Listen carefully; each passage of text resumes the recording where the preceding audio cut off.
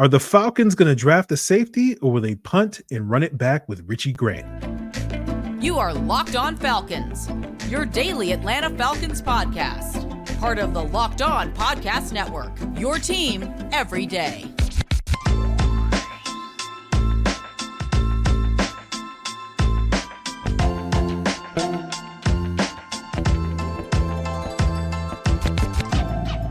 Welcome back, everyone, to another illustrious episode of the Locked On Falcons podcast, your daily Atlanta Falcons podcast, part of Locked On Sports Atlanta, your team every day.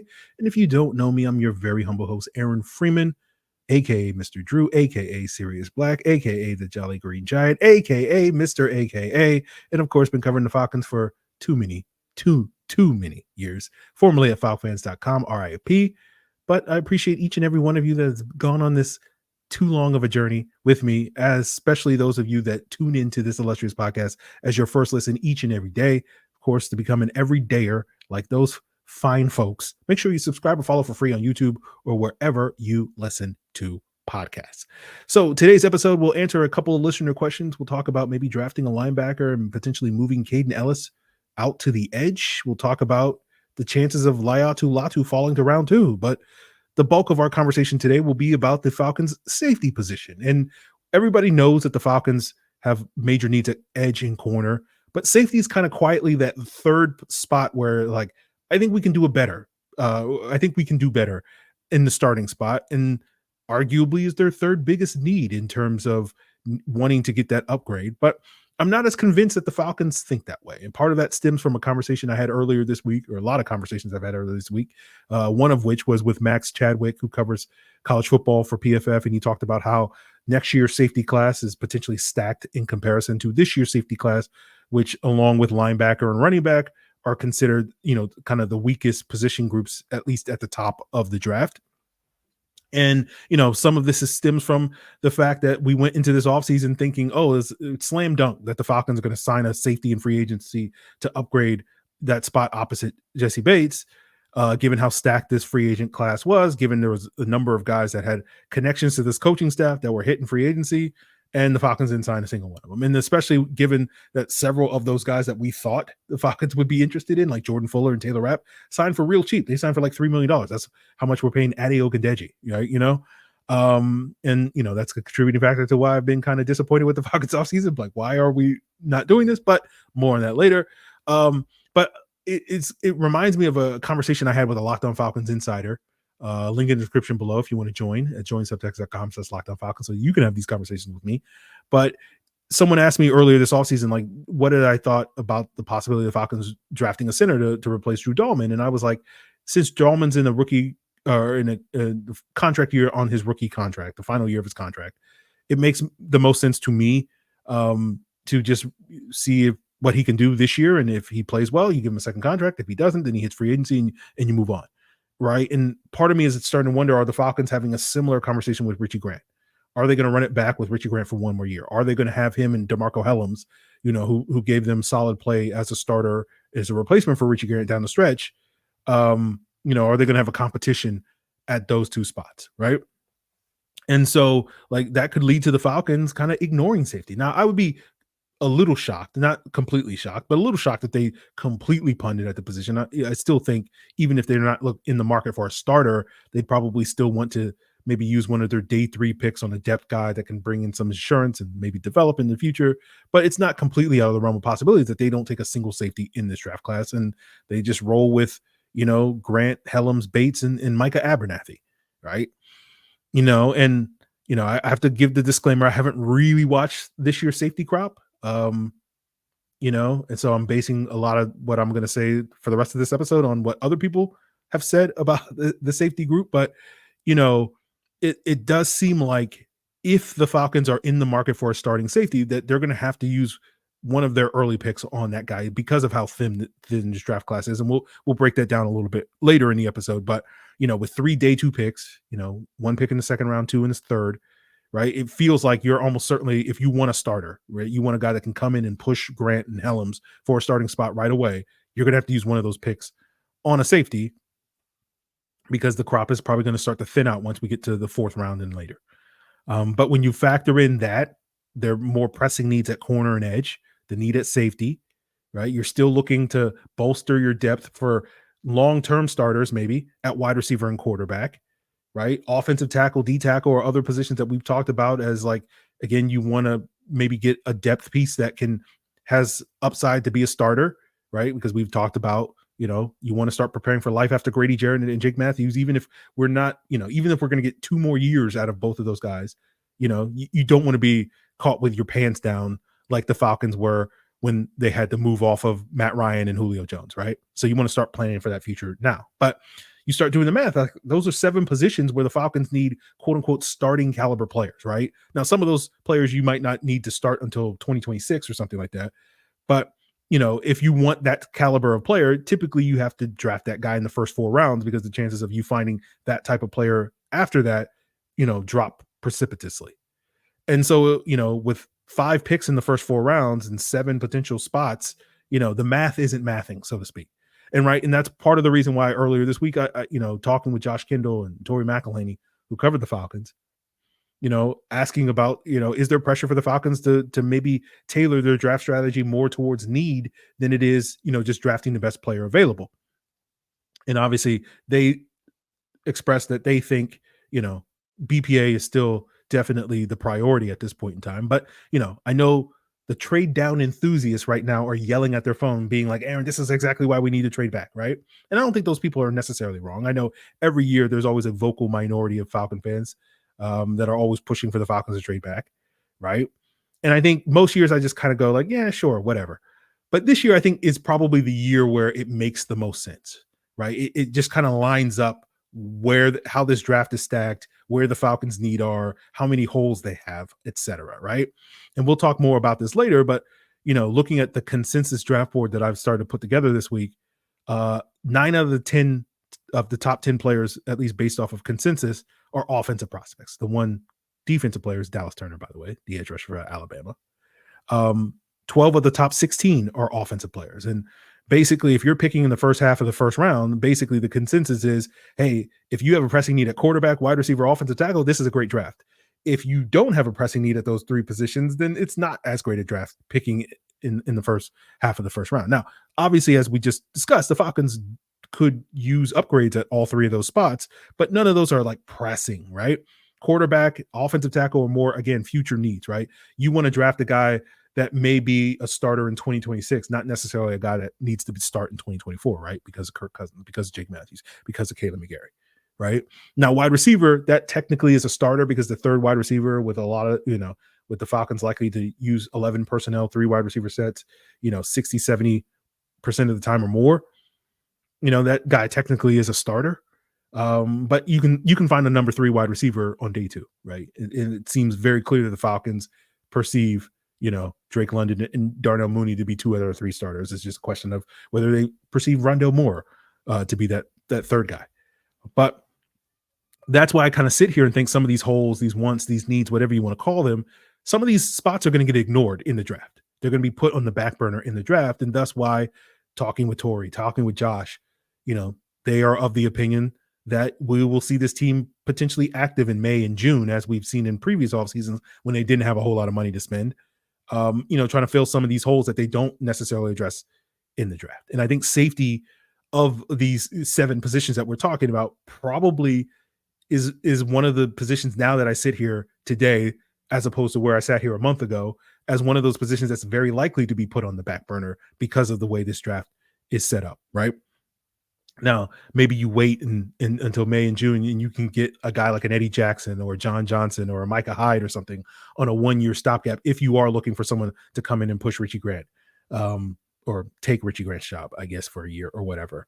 But I don't know if that's going to be a player that you're going to get in the draft. But on the note of the draft and the consensus draft board, let's talk a little bit in depth on sort of what the consensus rankings are telling us, not only about the safety position, but the rest of the draft as we continue today's Locked On Falcons. Now, passion, drive, and patience, it's the formula for getting good safety play as well as winning championships. And it's what's going to also keep your ride or die alive. eBay Motors has everything you need to maintain your vehicle and level it up to peak performance, from superchargers, roof racks, exhaust kits, LED headlights, and so much more. And it's Doesn't matter whether you're in the speed, power, or style. eBay Motors has got you covered with over 122 million parts for your number one ride or die. You'll always find exactly what you're looking for. And with eBay Guaranteed Fit, your part is guaranteed to fit your ride every time or your money back. Because with eBay Motors, you're burning rubber, not cash, baby. With all the parts you need at the prices you want, it's easy to make your car the MVP and bring home those wins. All right. If only eBay Motors had safeties over there. But go check out ways to keep your ride or die alive at ebaymotors.com. Eligible items only. Exclusions apply. eBay Guarantee Fit only available to U.S. customers. Now, before we get into this safety class, let's talk a little bit about, where you guys are getting your information. Tired of those four-letter networks screaming all the time? Check out a new four-letter network, LOPN, the Locked On Podcast Network, with their 24/7 streaming channel on Locked On Sports Today, giving you all the analysis on the biggest stories across all the leagues. And if you're looking for the biggest stories for at least your favorite local teams, check out Locked On Sports Atlanta. Of course, it's both of these channels are streaming 24/7 on YouTube or on the free Amazon Fire TV channels app, part of Locked On Podcast Network, your team every day. So one of the exercises I do every year around this time, once we get to April, is I start building a consensus draft board. Now, I tend to let Arif Hassan, friend of mine going back years, do the bulk of it, because Arif usually comes up with a consensus board that looks like 70 plus. Like I tend to shoot for like 20 or 25, maybe. I'm at 22 right now, currently. And so Arif usually drops his the week of the draft. So that's the one I base my strongest opinions on, because it's the most, it's got the most data, right? But what's been interesting over the years is looking at those consensus draft boards is that the Falcons under Terry Fontenot over the last 3 years typically don't stray that far from consensus when it comes to where they take guys and when they take them. Now, that was very different under Thomas Dimitroff, where, they would quote unquote reach on second round players like Keanu Neal and AJ Terrell in the first round. And more often than not, that worked out in their favor. But, based off of the whole drafting off of consensus, if Arthur Smith was still the coach of the Falcons, I 100% believe Brock Bowers would be the Falcons pick at 8 this year. But we'll see if Raheem Morris kind of throws a wrench into that and they stray from consensus. But there's 3 more weeks, right, between now and the draft, and boards will get updated. A lot of these boards that I'm looking at have only been updated in like the last month or so. And, what's notable, again, given the Falcons need an edge, Dallas Turner is 9 on the consensus rankings so far that I've collected. Jared Verse is 16 and Laiatu is 17. And again, this is why I tend to think that Dallas Turner is going to be the big, but opinions vary on that. But let's talk safeties, right? And when we look at the consensus board, there's one safety that is in the top 50. That's Tyler Nubin at 45, the Minnesota guy. And he's the only safety I've really watched this year. I've watched like 2 games of his. I like him. But that feels like right range for where Nubin is supposed to go. But then you have number 70 is Cameron Kinchens out of Miami. Number 73 is Javon Bullard of Georgia. 76 is Jaden Hicks out of Washington State. 86 is Cole Bishop out of Utah. 97 is Kalen Bullock of USC. And 113 is Dadrian Taylor Dimison out of Texas Tech. Now, there's a couple of people that like Malik Mustafa out of Wake Forest, but those previous 7 guys are sort of the consensus top 7 that are at least projected to be in the top 100 range. And another thing that I like to do this time of year is, keep track of how many players at each positions group are drafted in the first 4 rounds, right? No one cares about 5th, 6th, and 7th round picks. Sorry, Taquan. But, and on average over the last, several years, about 7 safeties get picked in the first 4 rounds, or the first 3 rounds, I should say. And so that would basically be that group of 7 guys: Nubin, Kinchens, Bullard, Hicks, Bishop, Bullock, and Taylor Dimison. And, some of these guys were at the Senior Bowl, but I wasn't really paying attention to safeties during that week. So again, Nubin's the one guy that I watch, but it's interesting looking at this group of 7, right? Because these guys it's kind of a pick your flavor type of group based off of what other people have said about them. You have coverage guys, you have more box safeties, you have kind of the more do everything interchangeable guys, right? And I think if the Falcons do wind up taking one of these guys, this is why I sit here and I say, like, there's pressure on them to take one of these guys on day 2, right? Nubin maybe at pick 43, one of the other guys maybe at pick 74, 79, because if you wait to 109, I think the chances of any of these guys being there goes less and less. But like we talked about sort of the different fits of safeties last year when we drafted DeMarco Hellams. And basically I said, oh, he's a classic cover 3 safety. While Richie Grant, you contrast that with Richie Grant, who's more of that sort of do everything interchangeable type of safety. And we saw this manifest itself once Hellams surpassed Richie Grant. You saw the Falcons kind of change their scheme to fit Hellams' skill set, right? The Falcons doubled their usage of cover 3 after their bye week when Hellams was a starter than where they were before the bye week, right? And it's interesting because when we had the conversation earlier this offseason with Travis Rogers, the host of Locked on Rams, with Jordan Rodriguez, who covers the Rams with The Athletic, and they talked about sort of what Raheem Morris is going to do schematically here. And they didn't really have a firm answer because Raheem kind of his MO in LA, and to a lesser extent when he was here in Atlanta as well, was he just going to kind of scheme it however best fits the players. So that's obviously music to the ears of everybody who wants to see, this coaching staff get more out of the talent of the players. But it does make it kind of hard to kind of project sort of what type of players they'll be interested in. And so to me, that's why part of it is like, I'm not going to do as much work on the defensive backs, corners, and safeties in the next 3 weeks pre-draft, because I think post-draft, we're going to learn a lot more about this team and these players and how they fit based off of if they do wind up drafting players at those positions, what that's going to tell us about what they want to do schematically, right? That, if they take, a Jaden Hicks out of Washington State, who's more of that kind of traditional box safety, then okay, they are going to lean maybe more on the cover 3. And in that situation, okay, Richie Grant gets relegated to being a dime safety, and maybe Hicks and Hellams are more what they're looking for at that strong safety. But you have other guys like Javon Bullard, who's more of that kind of all-around interchangeable piece, which makes a ton of sense. And then you have guys like Kalen Bullock, who's purely like a coverage guy, right? So those are going to be some interesting conversations that we may be having in May if the Falcons do wind up using one of these premium picks on the safety.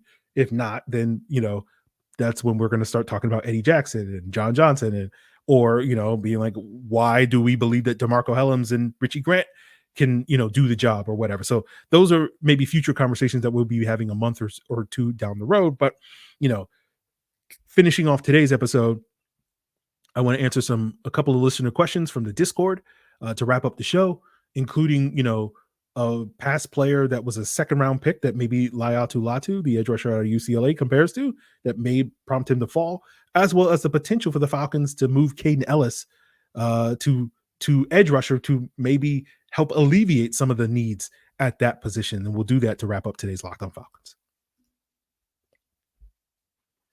Now, did you know that even if you have a 401k for retirement, you can still have an IRA? Robinhood has the only IRA that gives you a 3% boost on every dollar you contribute when you subscribe to Robinhood Gold. But get this, now through April 30th, Robinhood is even boosting every single dollar you transfer in from other retirement accounts with a 3% match. That's right, no cap on a 3% match.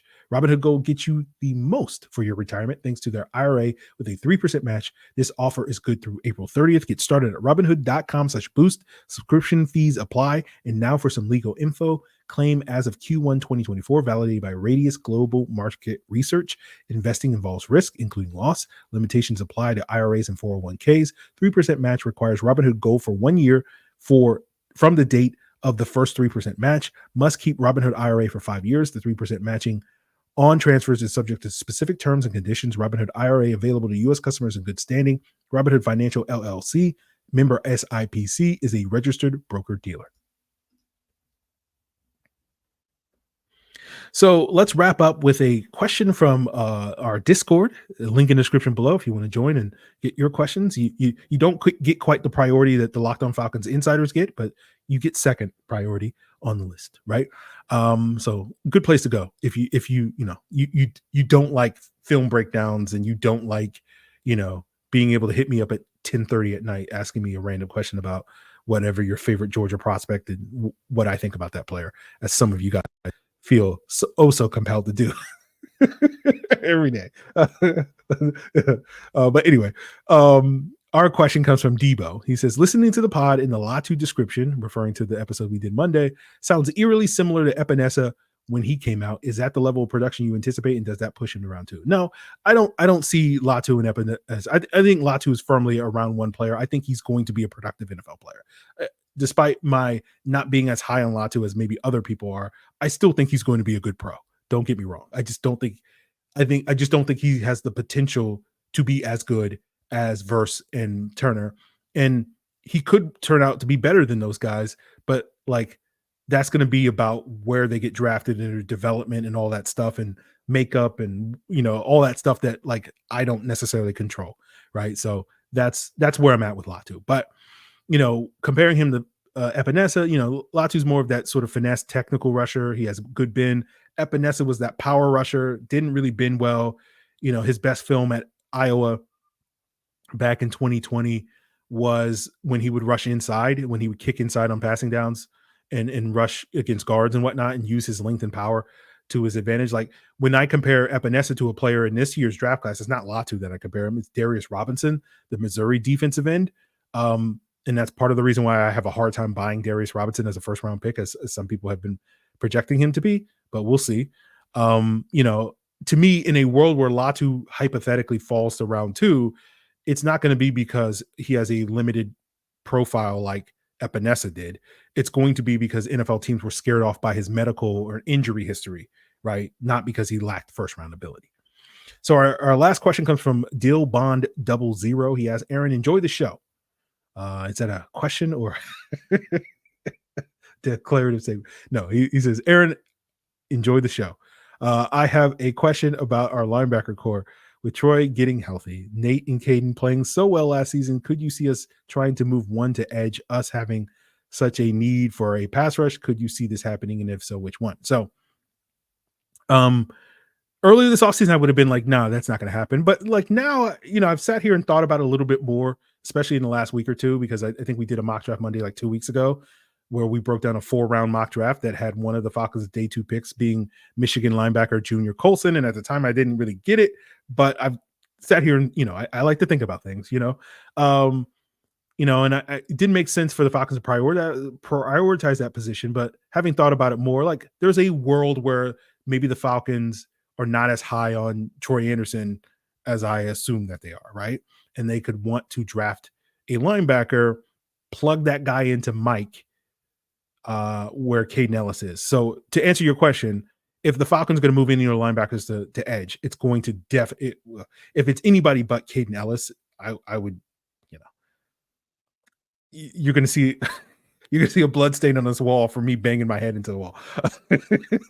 Yeah, that would be weird to me. Like I've seen a lot of Falcon fans being like, we could move Troy Anderson to edge, and I don't understand where that comes from, because like that's just telling on yourself that you've never watched Troy Anderson play, because there's no part of his game that suggests that he could be a full-time pass rusher. Now, maybe, I guess maybe it stems from maybe people that are like seeing what Micah Parsons has been and being like, well, Micah Parsons is a freak athlete and Troy Anderson's a freak athlete. They're the same. But it's like, to me, I wouldn't apply the lessons of Micah Parsons to Troy Anderson. Now, I might apply the lessons of Micah Parsons to Dallas Turner and why it's worthwhile to bet on traits for edge rushers, which is why like Micah Parsons being this like historic outlier for this guy to come in and be a dominant pass rusher, traits kind of lead you to that direction. And thus why it makes sense to bet on Dallas Turner in that regard. But, what's interesting about Kaden Elliss, and it goes back to the Laiatu Latu conversation, he tested better than Laiatu. Now, for those of you who don't know, Kaden Elliss was a defensive end at Utah, right? In college, before the Saints moved him to more of an off-ball linebacker. And, Ellis has better testing in a 10-yard split. His jumps are better. His agilities are better. But he's just smaller. But he's actually like longer. He's got longer arms, a bigger wingspan than Laiatu Latu. And that's why, like, I sit here and I go, like, when, not to get into a anti-relative athletic score rant again, like I did on Monday. That's why, like, you watch, like, Kaden Elliss is a good athlete, but like, you don't watch the games and be like, oh man, Kaden Elliss is this rock star of an athlete, like you do when you watch Troy Anderson go from point A to point B, and you're like, hey, Troy Anderson, this dude can move, right? And so that's why, like, I sit here and I go, like, when you look at Raz and see Laiatu score highly on that, and it's like it just not passed the eye test, like, because you watch Laiatu Latu play, and you're like, yeah, he's a good athlete, he's like a 6 out of 10 athlete, but he's definitely not a 9 out of 10 athlete. And it's a similar conversation with Kaden Elliss, right? But if you move Kaden Elliss, he called the defense last year. who's going to call the defense this year? Is it going to be Troy Anderson? Is it going to be Nate Landman? Is it going to be that rookie? And so to me, I would guess in that situation, it would probably be Nate Landman, I guess, but like, I don't know. I'm not low on Nate Landman. I just like, to me, his ceiling is like a Denzel Perryman type of journeyman player, not a guy that you build your defense around. And so in a world where the Falcons were moving Kaden Elliss outside to edge, I would imagine that's a world where the Falcons want to prioritize a linebacker in the draft. Again, it's not a great linebacker class, similar to safety, similar to running back. Like there's, looking at the consensus top 100, there's only like 4 linebackers in the top 100. That's Edgerrin Cooper out of Texas A&M, Peyton Wilson out of NC State, Junior Colson from Michigan, the aforementioned, and Jeremiah Trotter out of Clemson. And Cooper, Wilson, and Colson are consistently sort of projected in the top 50 by a lot of consensus rankings. Like I know Daniel Jeremiah has Cooper 26 on his board. He's like 42 on the consensus rankings. I think Colson's like right after him, like 43. But you look at, again, similar to safety, I haven't really sat down and really watched these guys, but basing this off of what other people have said, like Colson's more that downhill thumper like Landman, but maybe athletically limited and may not be as good on third downs as you would like. Wilson is kind of athletic like Troy Anderson, but his issue is kind of like Troy Anderson. He hasn't been able to stay on the field, right? Anderson hasn't been able to stay on the field so far in his NFL career. Wilson has really struggled with that in college. And usually that does not suggest, that usually predicts that a player that struggled to stay on the healthy in college is also going to struggle to stay healthy in the NFL, where, the wear and tear is going to be even more. Trotter, I would have a hard time buying, because he's undersized and he's not the best athlete. He has great bloodlines because of his dad, former Philadelphia Eagle great. But, I don't know. So I would be hard pressed to say. And so I think Cooper probably, it's the idea of like Colson gives you 2 Nate Landmans, Wilson gives you another Troy Anderson. And ideally, I think if you're the Falcons and you want to draft a linebacker, you want someone that can kind of bridge those 2 things. And I think that would be Cooper. Again, I haven't really watched him, but it sounds like he'd be the right guy. But if you're going to take Edgerrin Cooper, again, based off of where he's like, you got to take that guy at 43 because chances of him being there at 74 is very low. Now, maybe Colson or Wilson fall, but again, both of those guys probably will go somewhere in round 2. We'll see. So I don't know. Again, talking about the Falcons' needs, like, is upgrading middle linebacker that pressing a need that you're going to be willing to use your second pick on it, given edge and corner and safety and quarterback and offensive tackle and wide receiver, And so like that's why like I sit here and go like it's possible that the Falcons could do something like that. I think it's more likely that if they do go linebacker, it'll be like a day 3 sort of guy that can come in, play special teams, be an athlete, and maybe 2-3 years down the road, you can kind of develop into something, something like a Michael Walker, but, hopefully with a better outcome, than that, but a similar sort of vibe as that. So we'll see about that. But, to me, the idea of the Falcons being like, we'll move Kaden Elliss outside and we'll just run it back with Landman and Anderson and like, okay, well, then you need to get 2 backups then, right? It's just like, I don't know. It's just, it's creating problems that don't necessarily exist right now is basically where I'm at. So I will say, Dill, that it's possible that the Falcons could think that way, but I would be like, what are we doing? Like, what are we doing? Like, I don't know. It's like, it would be a weird choice to me, given all the issues that you're dealing with. And you're like, you know what we really need? We need a brand new middle linebacker. I'm like, all right, I guess. I mean, it could use an upgrade, right? I think you could do better than Nate Landman, but that feels like creating a hole when there isn't necessarily one. And not to mention that, like, I like Kaden Elliss, but as a full-time edge rusher, like, I don't think he's gonna solve your problems. I think he's really good as that blitzing middle linebacker, more so than being a guy that you're going to ask to play edge full time. But we'll see how that all plays out. So, as the weeks unfold, we'll talk more about what the Falcons draft plans are over the next 3 weeks. But this is just some things that I've been ruminating on for the last couple of days on the podcast that I got to get these takes off at the end of the week. So that is going to do it for us here, guys. Really appreciate you. We'll be back on Monday with a mock draft Monday, looking at, some other player, who knows. So make sure you check us out as your first listen. As you guys know, we get to April and I'm just like, all right, like we'll figure it out. Well, whatever. I don't know. Just waiting on the draft. It's just like, when is the draft? 3 more weeks. All right, here we go. All right, so we'll have some great content, some great conversations over these next 3 weeks. So continue to make us your first listen. Check out Locked On Sports today and Locked On Sports Atlanta as your second listen. It's all part of Locked On Podcast Network, your team every day.